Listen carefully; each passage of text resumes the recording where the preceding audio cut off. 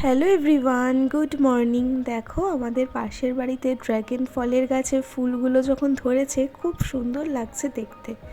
আজকে ব্রেকফাস্টটা মা বানিয়েছিল, রুটি আর তড়কা, তো সেটাই ব্রেকফাস্ট করে নেব। আর গতকাল আমৃত্যি বা অমৃত্যি যেটাই বলো সেটা আনা হয়েছিল, সেটাও সাথে নিয়েছি। এরপর ব্রেকফাস্ট করে নিয়ে তো আমি এখানে রান্নাবান্না বসিয়ে দিয়েছি। এখানে ডাল, এখানে মুগ ডাল দিয়ে লাউ করব সেটাও বসিয়ে দিয়েছি।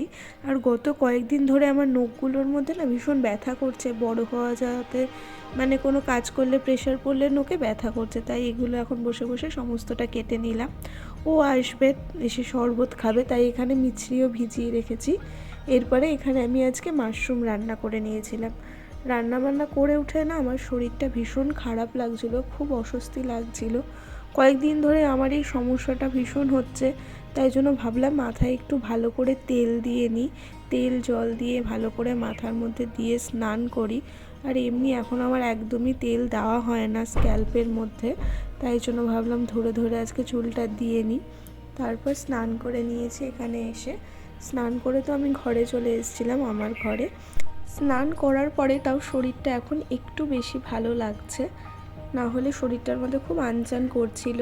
এসে আমি টোনার ক্রিম সমস্তটা অ্যাপ্লাই করে নিলাম, এরপর সিঁদুর পরে নেব। আজকে ভাবলাম তোমাদের সাথে আমার যে রিসেপশনের শাড়ি সেটা শেয়ার করি, সেটা আমার খুব পছন্দের একটা শাড়ি।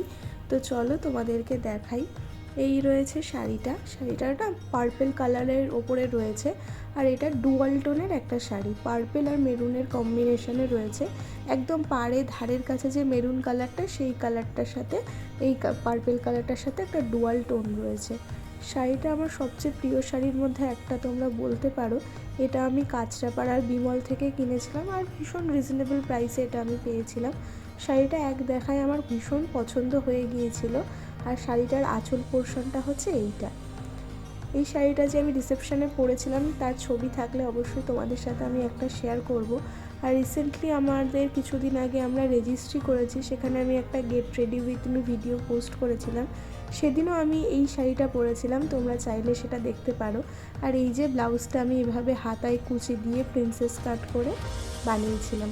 খুব পছন্দ হয়েছিল আমার ব্লাউজ বানানোটাও, খুব সুন্দর লাগছিল। শাড়ির সাথে একদম সাবিকেভাবে আমি সেজেছিলাম, তো খুব ভালো ম্যাচ করেছিল। এই শাড়িটার এই জাল করা নকশাটা দেখেই কিন্তু এই শাড়িটা আমার সবচেয়ে বেশি পছন্দ হয়েছিল। আমি তাই পছন্দ করে এক দেখা এই শাড়িটা নিয়ে নিয়েছিলাম। কিছুদিন আগে আমাদের রেজিস্ট্রি ছিল, সেই দিন আমি এই শাড়িটা পরেছি। আর সেদিন আমি একটা get ready with me video shoot করেছি, চাইলে তোমরা সেই ভিডিওটাতেও দেখতে পারো।